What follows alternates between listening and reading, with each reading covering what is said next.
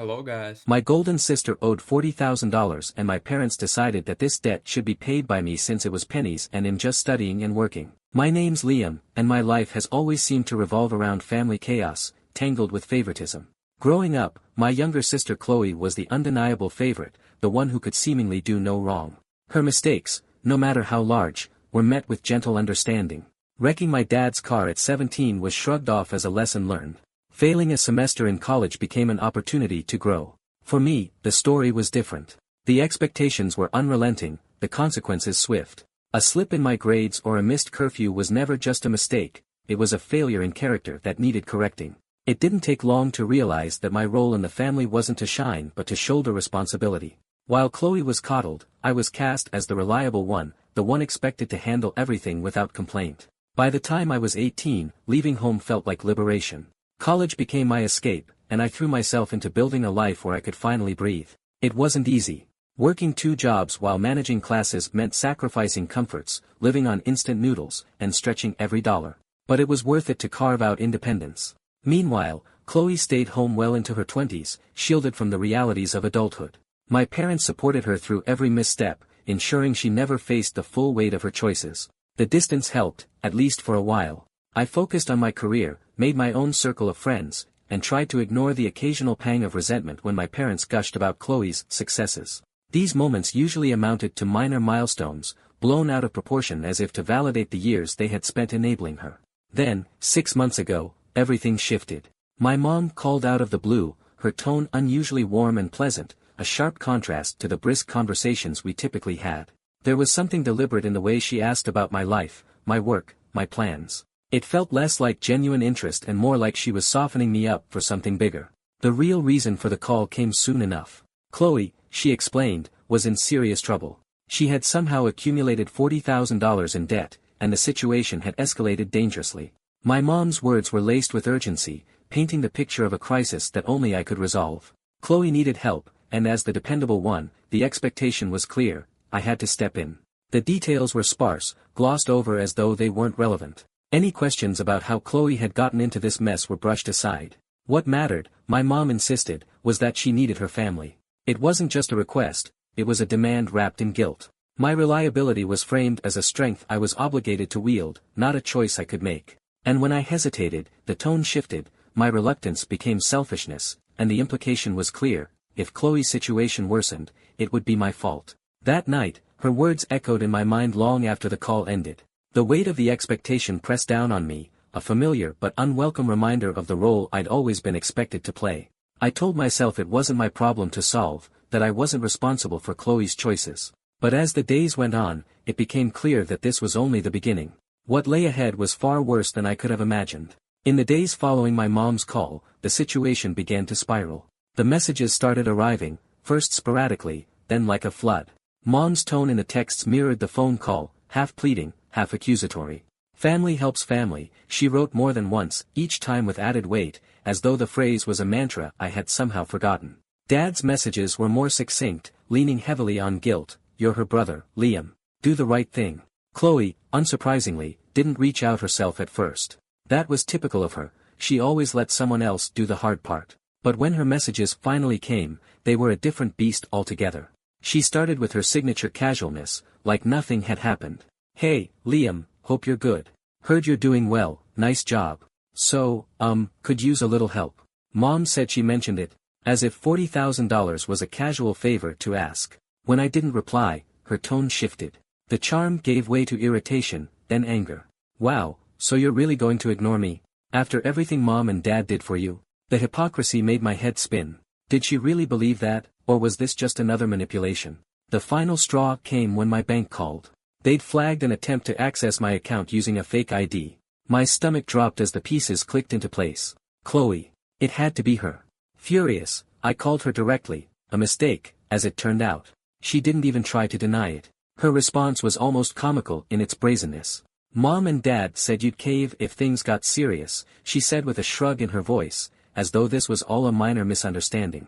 I hung up without another word. The audacity of it all left me shaking with anger. This wasn't just a request for help anymore, it was a blatant invasion of my life. And worse, my parents had been complicit. A few days later, they showed up uninvited at my apartment.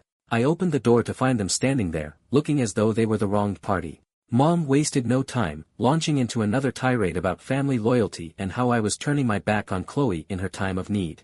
Dad stood there silently, his disapproval radiating like heat. I let them talk, their voices rising with every accusation, until finally, I couldn't hold it in any longer. Loyalty? I snapped. You mean like when you made me pay rent at 18 while Chloe got everything handed to her? Or when you ignored me for years while I worked 2 jobs just to survive? Is that the loyalty you're talking about? Their faces fell, but they didn't back down. Mom tried again, softer this time, painting Chloe as the victim. But I was done. I told them, as calmly as I could manage, that I wasn't going to help. Not now, not ever. Then I closed the door on them for what I hoped would be the last time. That night, I blocked them all, Mom, Dad, Chloe. It wasn't an easy decision, but it was the only way forward. For the first time in my life, I wasn't playing their game. The first few weeks after cutting them off were eerily quiet. No guilt-laden texts, no unsolicited advice, no demands to reconsider. It felt like a long overdue relief, but deep down, I knew it was temporary. My family thrived on control, and they wouldn't let me walk away so easily. It started with emails from extended relatives, people I hadn't spoken to in years. They carried the same undertone: why can't you just help Chloe? She's your sister. Their words echoed my parents' rhetoric, thinly veiled as concern. The narrative was clear: my family had cast me as the selfish, uncaring brother who abandoned Chloe in her time of need. Then came the rumors. One email claimed I was rolling in cash while Chloe faced unimaginable danger. It was absurd. I'd worked hard and saved, but I wasn't wealthy by any stretch. That didn't stop my parents from spinning their story, painting me as a heartless miser. The breaking point came when a friend forwarded a screenshot of my mom's Facebook post. It was dripping with passive-aggressive guilt, lamenting how some people forget where they come from after a little success. The comments were worse: sympathy for poor Chloe, and thinly veiled attacks on me. What stung wasn't the lies but how quickly people accepted them without asking for my side. Still, I refused to engage. Explaining myself would only feed the narrative. They didn't want the truth, they wanted someone to blame. Instead, I focused on my own life, determined to rebuild the peace I'd fought so hard to claim. Chloe wasn't done. A month later, she sent a message through a mutual acquaintance. Her tone was venomous. You'll regret this when Mom and Dad are gone. Family is all we have. It was a classic Chloe move, manipulation disguised as moral outrage. Her idea of family had always been one-sided, expecting sacrifice without giving anything in return. I didn't respond. I wouldn't let her drag me back. Without my participation, the drama began to fizzle. The calls slowed, the social media posts dwindled, and they eventually found their next crisis. For the first time in years, my life was quiet. The scars of their manipulation lingered, but I'd learned the value of boundaries. They could tell their stories, spread their lies, I wouldn't be part of it anymore. My peace was worth more than their guilt. With the storm finally subsiding, life started to take on a new rhythm, one without the constant pressure of my family's dysfunction hanging over me. For the first time in years, I was living for myself, without the shadow of guilt looming over every decision. It felt strange at first, like I was relearning how to exist without their chaos dictating my every move. I threw myself into my work and hobbies, things I had often neglected while trying to shoulder the weight of family drama. I started going to the gym regularly, picking up hiking on weekends, and reconnecting with friends I'd drifted away from during the worst of it all. Slowly, I began to rediscover what it meant to live freely, without second-guessing my choices or bracing for the next call demanding something from me. But even as I built this new life, a part of me couldn't fully relax. Years of living under their control had left scars, and I found myself questioning whether cutting them off had really solved anything. I'd blocked their numbers, sure, but the memories of their manipulation were harder to erase. Then one day, out of the blue, a letter arrived in the mail. It was from my dad. The sight of his handwriting on the envelope was enough to stop me in my tracks. For a moment, I debated tossing it straight into the trash. But curiosity got the better of me. The letter was brief, much shorter than I'd expected. My dad wrote that he understood why I distanced myself, but he believed I was making a mistake. He insisted that family was all we have and urged me to reconsider my decision. There was no apology, no acknowledgement of the years of favoritism or guilt they'd weaponized against me. Just the same tired refrain: do your duty. It was almost laughable. The letter was supposed to pull me back in, but all it did was confirm I'd made the right choice. If they still couldn't see the damage they'd done, then there was nothing left to salvage. I folded the letter neatly, set it aside, and went on with my day. Months passed without further incident. Chloe's name stopped coming up in conversations with mutual acquaintances, and the occasional stray email from relatives dwindled into nothing. My life was quiet, steady, and finally my own. It wasn't until much later, years, even, that I'd realized just how transformative that silence was. Without their chaos, I had the space to grow, to define my life on my own terms. And while I'd always carry the scars of their manipulation, those wounds no longer dictated who I was. I'd chosen peace over obligation, and it was the best decision I'd ever made. Let them keep their stories. Let them cling to their version of the truth. I had moved on. As the years rolled on, the distance between me and my family became both a physical and emotional barrier. I rarely thought about them anymore, except when their memory crept in unexpectedly, usually during holidays or on those rare occasions when someone mentioned their own family struggles. Even then, the sting of guilt had dulled into a faint echo, one that I'd learned to push aside. Life had opened up in ways I couldn't have imagined back when I was still tethered to their chaos. I advanced in my career, saved up enough to buy a small but cozy home, and started building relationships that actually felt mutual. For the first time, I surrounded myself with people who valued me for who I was, not for what I could give them. One evening, years after I'd blocked them, my phone buzzed with a notification from an unknown number. Normally, I'd have ignored it, but something made me glance at the preview. It was a message from Chloe. The sight of her name jolted me, dragging me back to a place I'd worked so hard to leave behind. Against my better judgment, I opened the message. It was surprisingly short. Chloe wrote that things had gotten bad with Mom and Dad. She didn't elaborate, just added that she thought I should know. No request for money, no guilt-ridden pleas, just a single sentence that felt heavy with implications. I stared at the screen for a long time, debating what to do. Part of me wanted to delete it and move on.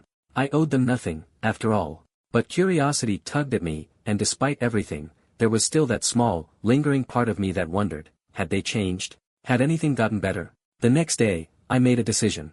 I wasn't going to reopen old wounds, but I wanted to know what was happening, if only for closure. I reached out to a mutual acquaintance, someone who still had occasional contact with my parents. It didn't take long to get the full story. Mom and Dad had hit a rough patch. Their finances were in shambles after years of bad decisions, and their health was beginning to decline. Chloe, still stuck in her cycle of poor choices, had moved back in with them and was struggling to manage her own problems, let alone theirs. It was exactly the kind of mess I'd predicted years ago when I chose to step away. The weight they had always expected me to carry had finally collapsed, and without me, there was no one left to prop it up. Hearing the news stirred something unexpected, not guilt, but sadness. Not for the people they were, but for the family they could have been. It was a sobering reminder of why I'd walked away, why I'd chosen peace over obligation. I thanked my acquaintance for the update, then deleted Chloe's message. There was no need to respond. My life was no longer tied to theirs, and I intended to keep it that way. The next morning, I went for a hike, breathing in the crisp air and letting the weight of the past slip away. It wasn't always easy, carrying the scars of what had been, but each step forward reminded me of how far I'd come. My peace was worth more than their chaos, and I wouldn't trade it for anything. Weeks passed after Chloe's message, and I found myself thinking about it less and less. Life had a way of pulling me forward, of filling the space where their chaos once thrived. Yet, as much as I'd moved on, there were moments when the weight of their absence pressed against me, not in regret, but in reflection. One of those moments came late on a quiet Sunday evening. I was scrolling through an old album I'd stumbled upon while cleaning out a storage box. The pictures were from childhood, birthdays, family vacations, snapshots of what looked like a happy family. But beneath each smiling face, I could see the cracks now, the tension in my father's posture, the way my mother always hovered over Chloe, and the distant, unsure smile of my younger self. It struck me how much of my life I'd spent trying to earn a place in those pictures. I'd been so desperate for their approval, for any acknowledgement that I mattered, that I'd ignored the toll it took on me. That realization didn't feel bitter anymore. It felt freeing. That evening, I made a decision. It wasn't about reconnecting with my family or reopening old wounds. It was about letting go of the last pieces of anger and resentment that lingered. They no longer held power over me, and it was time to stop carrying their weight altogether. I wrote a letter, not to send, but for myself. In it, I poured out everything I'd held onto over the years, the hurt of being overlooked, the frustration of being expected to shoulder the family's burdens, the guilt they had tried to drown me in. I wrote about the peace I had found since stepping away, the life I'd built, and the gratitude I felt for finally learning to prioritize myself. When I finished, I folded the letter and placed it in a drawer. Maybe one day I'd burn it, or maybe I'd keep it as a reminder of how far I'd come. For now, it was enough to know that the words existed, that I had given myself permission to move on completely. In the days that followed, I noticed a change. The memories that used to sting now felt distant, like watching a story that belonged to someone else. The calls and messages I had once dreaded no longer held any power over me, and the idea of my family's struggles no longer felt like a burden I had to bear. Instead, my focus shifted entirely to the life I was building. I found joy in the smallest things, a new hobby, a weekend trip with friends, even just a quiet evening at home. These were things I used to take for granted, back when the noise of my family's demands drowned everything out. Now, they felt like victories, proof that I had reclaimed my life. There's a certain peace that comes from knowing you've made the right choice, even when it wasn't the easy one. For me, that peace wasn't just about cutting ties, it was about finally understanding that my worth was never tied to their approval. I didn't need their acceptance to live a life that was full, happy, and entirely my own. And that was more than enough. As the months rolled on, life became simpler in ways I hadn't anticipated. It wasn't just the absence of their demands or manipulations, it was the clarity that came with it. For the first time, I could see myself clearly, what I wanted, who I was, without the constant noise of their expectations clouding my judgment. It was like learning to breathe again after years of holding my breath. I began taking bigger steps in my personal life, investing in relationships that felt genuine and fulfilling. One friendship, in particular, began to deepen into something more. Her name was Rachel, someone I'd met through a mutual friend. She was grounded, kind, and carried her own scars from a tumultuous family history. We bonded over shared experiences, finding comfort in each other's stories without dwelling on the pain they'd caused. Rachel was the first person I told the full story to, from Chloe's favoritism to the final break. She listened without judgment, her expression soft with understanding. When I finished, she reached across the table and took my hand, her voice steady. "You made the right choice, Liam. Sometimes the healthiest thing you can do is walk away." Her words stuck with me, not because they were new but because they felt true. For so long, I'd carried the nagging fear that cutting ties had been selfish, that I'd somehow failed my family by choosing myself. But Rachel's perspective, her quiet certainty, helped me see it differently. Walking away hadn't been an act of weakness. It had been a declaration of strength. That strength was tested again when I received another update about my family, this time from an old neighbor who'd run into my parents at a community event. Apparently, things had only gotten worse. Chloe's financial troubles had grown more severe, and my parents, already stretched thin, were struggling to keep up. The neighbor mentioned that my name had come up, my parents lamenting my abandonment and framing me as the reason for their struggles. Hearing that stung, but only briefly. For the first time, I didn't feel the pull to defend myself or intervene. I wasn't angry, just tired. Tired of the endless cycle, of the blame shifting and guilt tripping. It wasn't my responsibility to fix their lives, and it never had been. Instead of letting the update drag me back into their orbit, I turned to Rachel. Over dinner that night, I shared what I'd heard. She nodded, a knowing look in her eyes, but didn't press me for details. Instead, she asked a simple question: "How do you feel about it?" I thought for a moment before answering. "I feel free," I said, surprising even myself. It was true. Their struggles no longer felt like mine to carry, and their narrative about me couldn't touch the life I was building. For the first time, I wasn't looking back. I was looking forward. Rachel smiled, raising her glass. "To freedom, then." As we clinked glasses, I realized something profound. Freedom wasn't just the absence of their control. It was the presence of everything I'd gained in its place: peace, clarity, and a life that finally felt like my own. As Rachel and I grew closer, life began to feel lighter in ways I hadn't thought possible. The weight of the past was still there, but it was no longer holding me down. Instead, it became something I carried differently, less a burden and more a reminder of how far I'd come. Rachel had a way of making me see the best parts of myself, the parts I'd spent years doubting under the shadow of my family's expectations. It wasn't just Rachel, though. For the first time, I let myself dream about what the future could look like, free from the tangled strings of guilt and obligation. I began to imagine a life where I wasn't defined by where I'd come from but by the choices I made moving forward. That vision was clearer now than ever. Then, out of nowhere, another letter arrived. This time, it wasn't from my dad or Chloe. It was from my mom. The sight of her handwriting stirred a mix of emotions: curiosity, caution, and, if I was honest, a little anger. I hesitated for a moment before opening it, bracing myself for the familiar wave of guilt I expected to pour from the page. But this letter was different.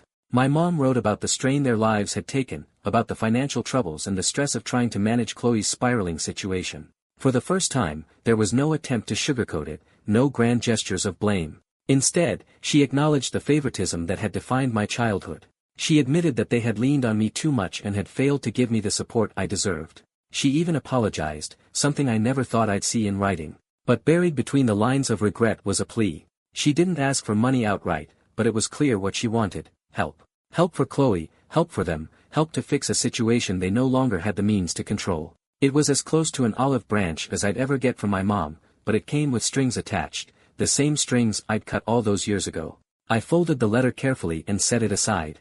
This time, I didn't feel anger or guilt. Instead, there was a quiet resolve. Their words, their apologies, their regrets, none of it could undo the years of damage or change the choices I'd made to protect myself. I didn't need to forgive them to move forward, and I didn't need their closure to know I'd made the right decision.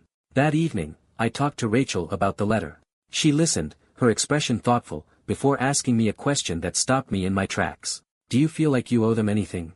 I thought about it for a long moment before shaking my head. No, I said firmly. Not anymore. The next day, I wrote my mom a response. It was short, respectful, and clear. I thanked her for her apology but explained that I couldn't step back into the role they expected of me. I wished them well and left it at that. As I sealed the envelope, a weight I hadn't even realized I was carrying lifted. For the first time, I wasn't reacting out of anger or hurt. I was simply choosing myself, choosing peace over obligation, clarity over chaos. Rachel and I spent that weekend hiking in the mountains, the kind of peaceful escape that had become a cornerstone of my new life. As we stood at the summit, looking out over the expanse of trees and sky, I felt a sense of calm settle over me. My family's story no longer defined me. It was a part of my past, but it didn't dictate my future. That was mine to write. As time passed, my family's chaos faded into the background, a distant memory that no longer held power over me. I fully embraced the life I was building, one filled with purpose and peace. The boundaries I'd fought so hard to establish weren't just holding, they had become the foundation for a better life. Rachel and I grew closer, our relationship deepening into something stable and fulfilling. She wasn't just my partner, she was my biggest supporter, encouraging me to focus on the future and leave the past behind. For the first time, I felt what it was like to be in a relationship built on mutual respect and love, so different from the dynamics I'd grown up with. I also began exploring new parts of myself. I traveled to places I'd dreamed of visiting, hiking through national parks, standing on cliffs overlooking vast oceans, and immersing myself in vibrant cities. Every new experience felt like reclaiming another piece of myself that had been buried under years of guilt and obligation. One afternoon, Rachel and I were walking through the park near our home when she asked, "Do you ever think about your family anymore?" The question caught me off guard, but I realized the answer had shifted. I did think of them occasionally, but not in the painful, overwhelming way I used to. They were like a faded photograph, part of my past, but no longer the defining chapter. Sometimes, I admitted, but it doesn't feel heavy anymore. I think I've let go of the anger. That night, reflecting on how far I'd come, I knew it was time to truly close this chapter. I decided to write everything down, not for revenge or pity, but for myself. I poured out the truth of what had happened, unfiltered and raw, capturing the pain, the growth, and the peace I had fought to achieve. Every word felt like a step toward healing, a reminder of how far I'd come. By the time I finished, the story wasn't about them anymore. It was about me, my strength, my choices, and my freedom. For the first time, I felt whole. And that, I realized, was more than enough. In the months that followed, my life truly felt like my own. Writing down my story had been a turning point, a way to release the final threads of resentment I'd unknowingly held onto. It gave me clarity and closure, not just about my family but about myself, the person I had become despite everything. Rachel and I started making plans for the future. We talked about the kind of life we wanted to build together, not weighed down by old scars but shaped by the peace and purpose we'd both worked so hard to find. For me, those plans felt monumental. For years, I'd been so consumed by surviving my family's dysfunction that I hadn't dared to imagine what thriving could look like. One day, while organizing some old files, I stumbled across a photo from my childhood, a rare moment when my family seemed genuinely happy. In the picture, Chloe and I were playing in the yard while my parents watched from the porch. At first, I felt the familiar twinge of sadness for what could have been. But as I looked closer, I realized something important. That little boy in the photo had come a long way. He had endured, grown, and found a life that was completely his own. The sadness faded, replaced by a quiet pride. I decided to frame the photo, not as a reminder of the pain, but as a testament to my resilience. It became a small but meaningful symbol of how far I'd come, a way to honor the journey without being defined by it. Rachel noticed the change in me. "You seem lighter," she said one evening, her voice full of warmth. And she was right. The weight I'd carried for years had finally lifted. Life wasn't perfect, of course, it never is. But for the first time, I didn't feel the need to strive for perfection. It was enough to live fully, to embrace the quiet joys of everyday life, and to share that life with someone who truly valued me.